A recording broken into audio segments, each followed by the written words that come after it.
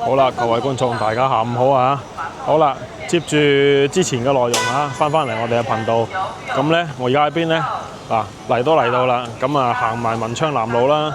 咁我哋呢會喺文昌南路一直行落去啊，順便呢行一條又唔叫古嘅，就係好老嘅一條小街啊，小街小巷，我哋會轉入去呢，帶大家睇睇啊。我哋會去觀音席睇下。據說呢都好有歷史嘅喎。咁埋位啦嚇！我哋事不宜遲啦，時間都唔早，我哋嗱嗱聲行下先，因為咧依家咧算係最繁忙嘅時候啦嚇。咁好多人都已經係放學啊、放工啊，咁就好多人出嚟咧參與交通，同時咧又去買餸啊。咁我哋睇下熱唔熱鬧先。好啦，上集我哋咧睇完呢一個文昌北咧，今日咧呢一個視頻就係睇埋文昌南路啦嚇。文昌南路咧，啱先我講到咧就話有一個叫做觀音席嘅地方啊，咁咧而家咧應該係一個市場嚟嘅，咁咧我哋一陣間咧亦都會轉過去嗰邊睇一睇啊，一條小巷仔，咁咧我哋就睇下裏邊咧有啲咩咁精彩啦咁據說佢係因為咧係喺個觀音廟前面，所以叫觀音席啊，民國時期已經有㗎喇喎。而且咧，據說咧，孫中山嘅一個英文秘書啊，李陸超先生啊，定係小姐咧，唔知啊，應該係，反正係佢嘅秘書咧，就住喺嗰度啊，佢故居就喺嗰度啦。同埋咧，文昌南路最出名係咩咧？文昌南路最出名莫過於咧廣州酒家啊！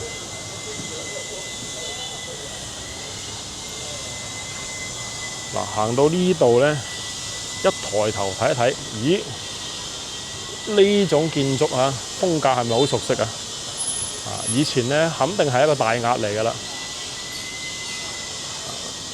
好奇心驅使啊！等我行過去睇下先，睇下仲入唔入到去睇到先。以前呢度呢，一定係一間當鋪嚟，而且呢，都保留得幾好啊！我哋喺呢度都睇到有啲角落，睇到佢原先嘅裝修啊，一啲頂上面嘅一啲叫做裝飾品啊，都仲喺度。不過咧，呢度咧就交通鬧搞啲啊，好似我啱先所講啦，好多人喺呢個時候咧就出嚟參與交通啊，即係因為你落課啊、放學啊。乜都好啦，咁你都要出街噶嘛。好，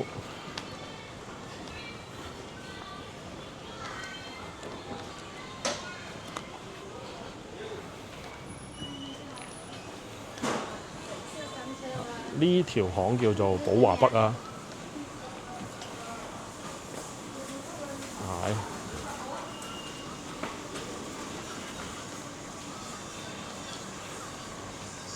都幾原汁原味喎，不過可惜咧就係兜唔到過去喎嚇，再兜下先。咁神奇喺外邊睇到，但係喺裏邊咧點行唔到過去。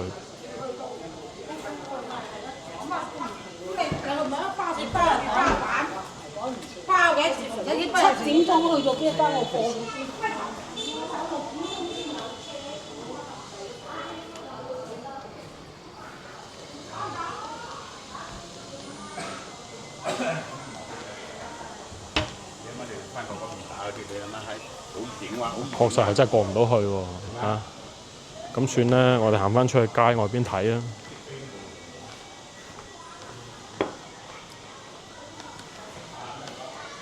嗱，曾幾何時咧？我結婚之後冇幾耐嗰時咧，就想周圍睇屋啊嘛，想買屋咧，咁其實係過嚟呢邊睇過噶。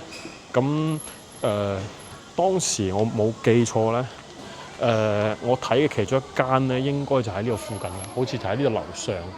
咁佢咧就唔係好大嘅啫，但係咧價錢咧非常之貴啊，賣到4萬幾蚊一方。咁當然啦，嗰陣時係樓價最旺嘅時候啊，所以咧去到而家咧，我相信可能一半啦，2萬蚊到咁就已經係好不得了噶啦。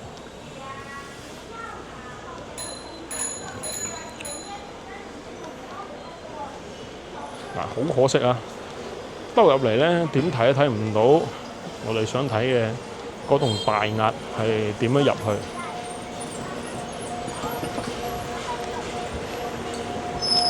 而且咧都非常之唔顯眼啊！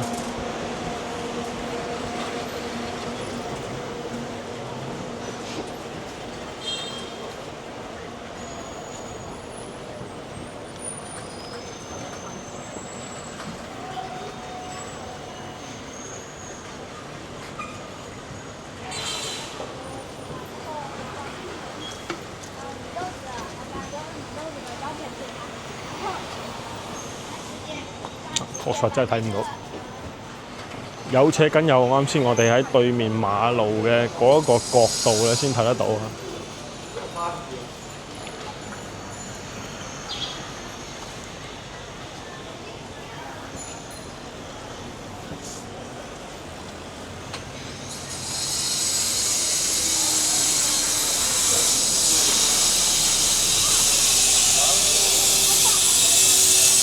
哇！嗱呢邊咧最麻煩就係咁噶啦，劇嘅聲啊！呢度周圍咧都喺度整，而且呢條路又窄喎，單車道運行啊，佢仲要劇嘅聲。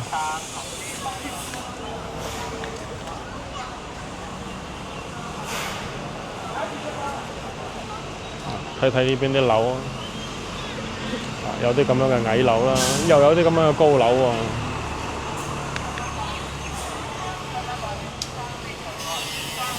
其實咧都點講咧？呢邊咧都幾多人住㗎，所以咧其實佢樓價貴啊，都係有道理。因為咧一嚟就係佢存量咧好大啊，好多呢種咁樣嘅舊屋咧，咁咧可能好多都係啲單位分房啊，或者係一啲房改房嚟嘅。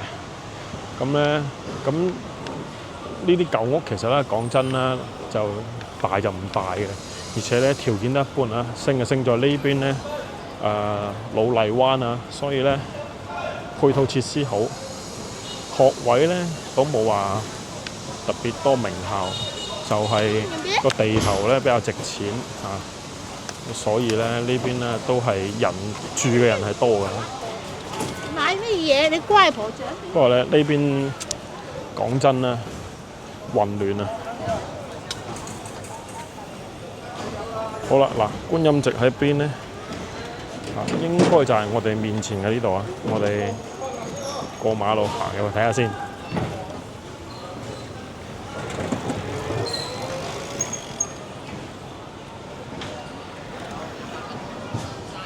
冇錯啦，呢度就係觀音席啊！哇，好熱鬧裏邊。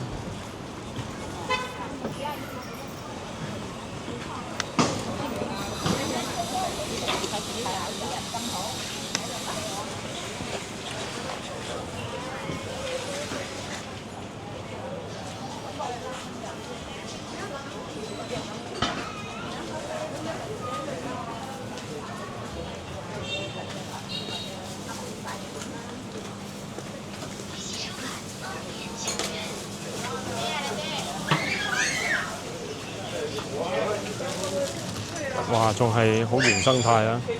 仲有人喺度剪頭髮啊！我說來剪很久了，每次來都很多人市場佢屋企人接受唔到啊！太遲啦！嗱，呢種就係老荔灣嘅風情啊！一條窄窄嘅小街裏邊。有賣餸嘅，又有剪頭髮㗎。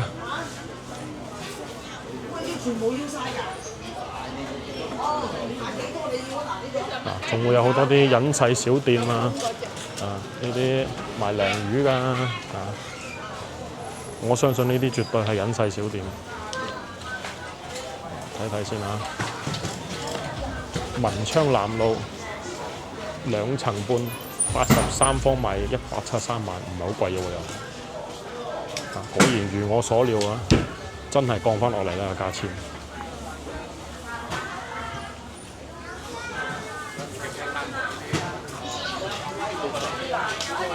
呢間糖水鋪好熟口面喎。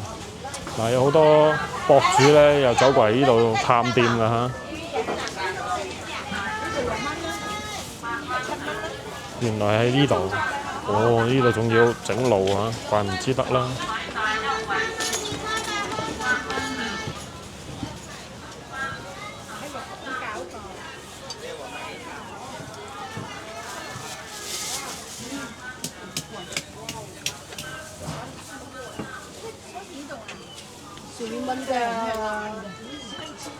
天色漸暗啦嚇，哇！好多貓啊地下，有隻貓喺度瞓覺，陰公。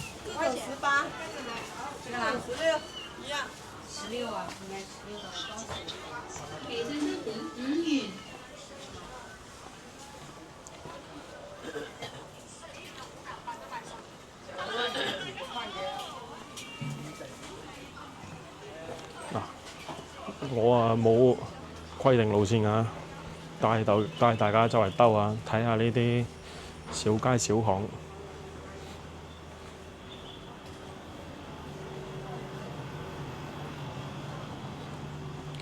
呢啲咧就係老荔灣啦。呢度係邊度咧？睇睇門牌先。呢個叫寶華南二巷啊。睇下咧可唔可以行翻出去呢一個文昌南路先。應該咧係可以㗎。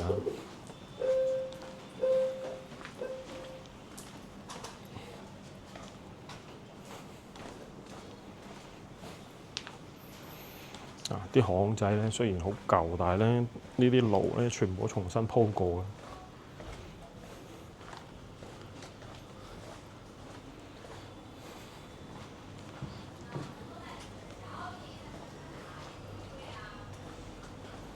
呢度叫龍江西。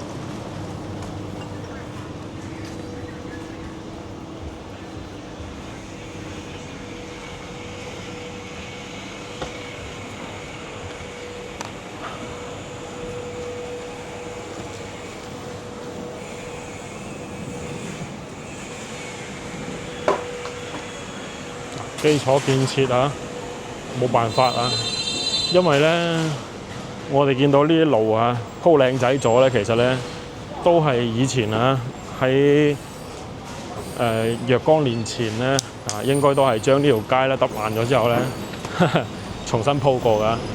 OK， 行翻出嚟啦，呢度咧就係文昌南啊，微乎其實又翻出嚟文昌南路啦。觀音席咧確實係一個有意思嘅地方啊！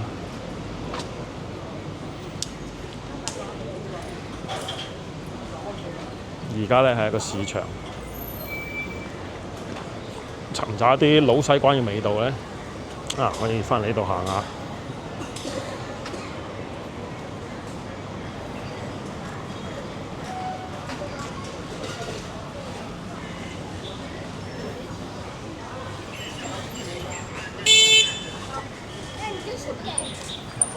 呢度有間雞煲啊，網紅店喎，話自己叫威兆雞煲網紅店，確實係網紅店。嗱，咁呢度行入去咧就係文昌小學啊，見到牌寫住㗎啦。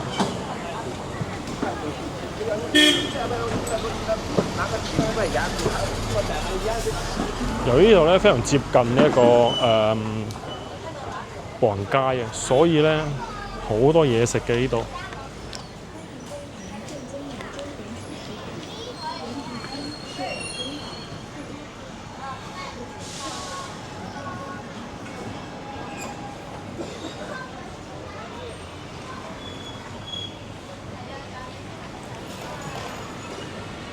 嗱，呢間咧又叫向群飯店，但係咧又同我哋喺商場見到嘅咧有啲唔同啊。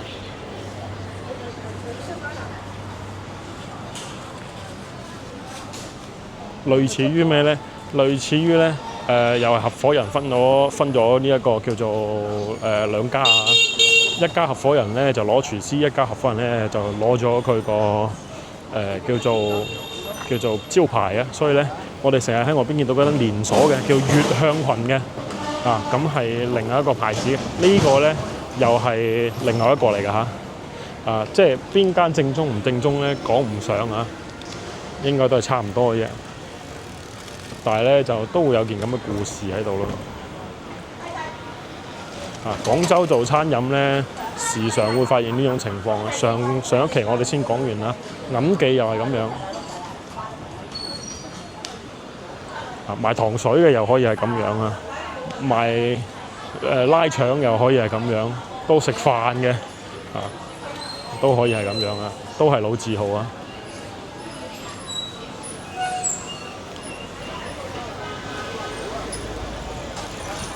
好啦，嗱嚟到呢個咧，文昌南路最出名嘅啦，廣州酒家，食在廣州第一家啊！呢度咧犀利啊！有一個粵菜博物館啊，佢咧係重新裝修過嘅，所以咧就同以前啊完全唔同晒㗎啦。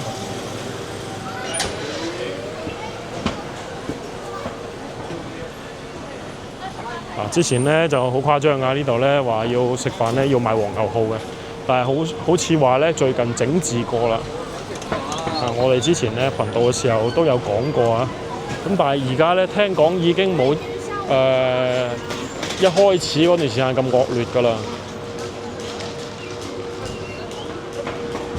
所以大家咧如果翻到嚟啊，真係對呢一個廣州酒家咧有情意結嘅想過嚟懷舊嘅。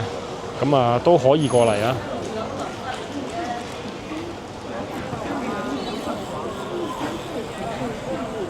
嗱好啦，咁咧下九路啊，咁我哋就先唔行住先，我哋繼續行。不過咧再行都已經係18堡北路啦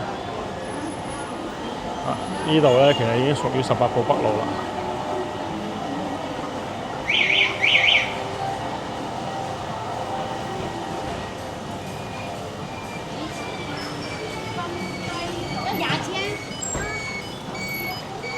睇一睇啦，睇下有咩睇。呢度咧叫江雅里，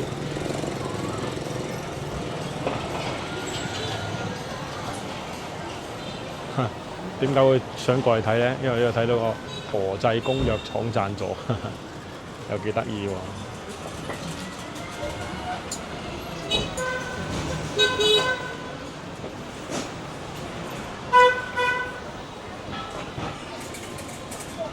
嗱，行到嚟呢邊咧，我又想去清平市場嗰度兜一兜啊，望一眼啦。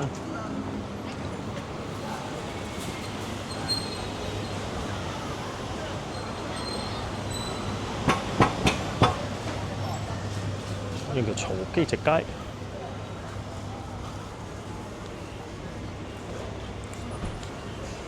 其實咧，荔灣政府咧喺上下九呢邊區域咧，為咗即係打造呢個旅遊區，其實咧都已經係花咗唔少心血㗎啦。點睇出嚟咧？其實咧好多呢啲以前咧橫街窄巷啊，咁啊好肉酸嘅啲外貌，而家咧整到好靚仔。同時咧亦都扶持啲個體戶啊，各種嘅鋪頭咧喺呢度做生意。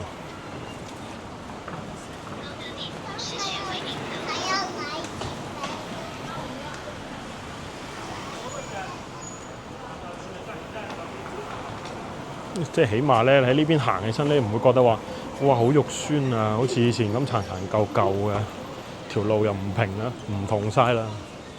嗱，哪怕係嚟到呢度啊，18堡北呢啲咁歷史悠久嘅地方啊！你睇起身咧，除咗電雞比較多之外，其實就冇咩太大問題嘅。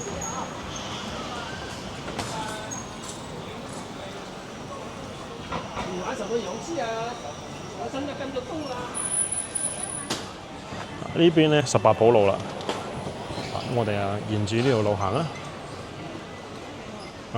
廣州酒家停車50蚊右轉啦，哇係陰公咯！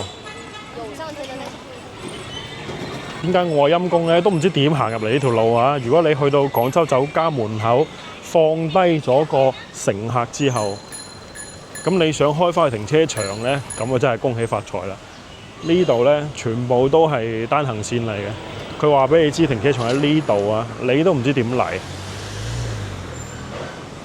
嗱，我講真㗎，所以咧，如果大家要翻嚟呢邊旅遊啊、食飯啊，咁啊唔好開車嚇，開車咧好痛苦、好折磨，因為咧條路又窄啦，跟住又多車啦，又單行線啦，行錯一個路口咧，萬劫不復啊！你都唔知點樣兜翻去。唔好講你哋啦，可能我自己咧，我老婆喺度住咗咁多年，我都仲係唔係好識行呢邊啲車啊！你話我行路冇問題嘅，不過咧你叫我開車嚟咧，鬧交啊！呢邊咧就係寵物市場啦，就係咁咯嗱，人車搶道啦，變成咗。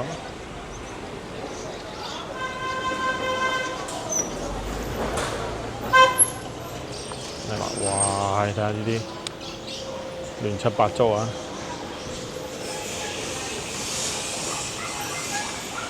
唔緊要，唔阻礙我哋。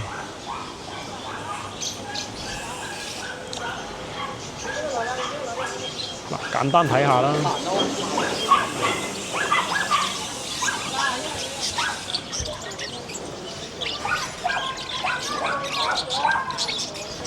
嗱，呢邊賣小動物嘅肯定係好多㗎啦。我哋咁細支㗎嘛，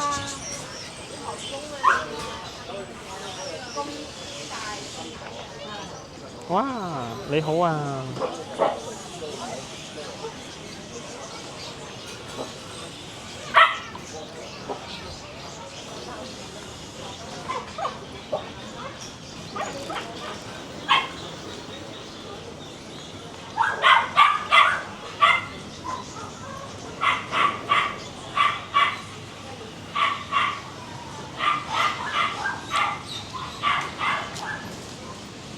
前面咧唔多啦，我哋轉頭啦。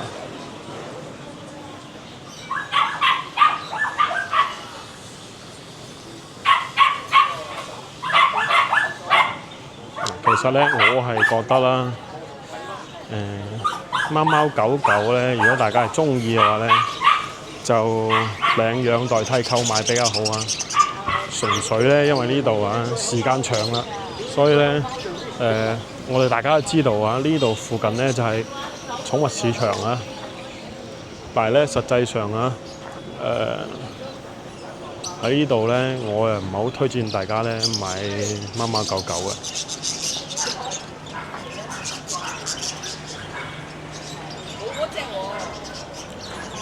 呢邊買金魚，金魚係冇所謂啊。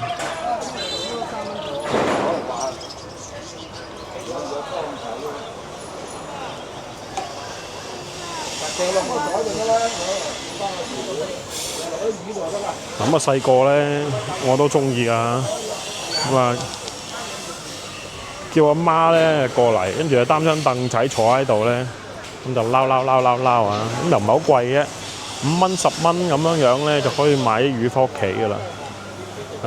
重要嘅係坐喺度咧撈嘅呢一個過程，揀嘅過程咧其實係好解壓嘅，小朋友最中意嘅啦。邊條合眼緣咧，我撈邊條。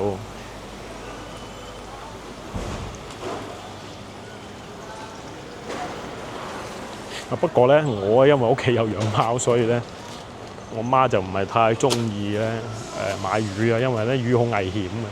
我屋企咧養魚咧係一個大水缸嚟，即係我哋以前啊細個都應該讀過一篇文章叫《司馬江澤江啊嗰種水缸啊，冇幾高嘅啫嚇，咁啊可能去到大髀咁高嘅啫。不過咧就裏邊全部都係水，跟住咧又養好多魚喺裏邊。咁我隻貓咧就好中意企喺個缸嘅邊咧，就撈啲魚上嚟㗎嚇。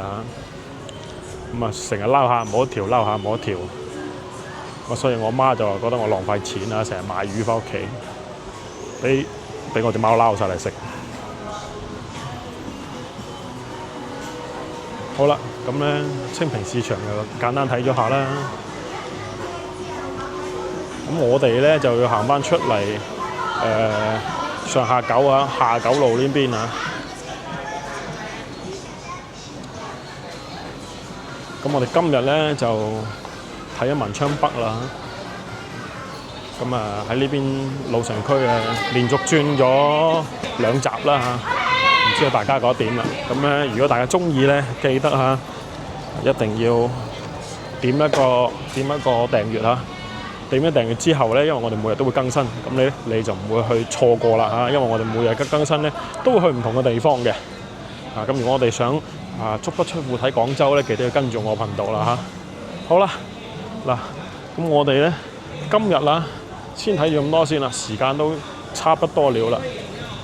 咁我哋一路往前行，咁下一集咧仲會有更精彩嘅內容㗎，大家咧千祈唔好錯過嚇。好，咁我哋今集咧暫時睇咁多，下集再見啦，拜拜。原价300元包包，现价只卖90块，全场包包低至10块，低至10。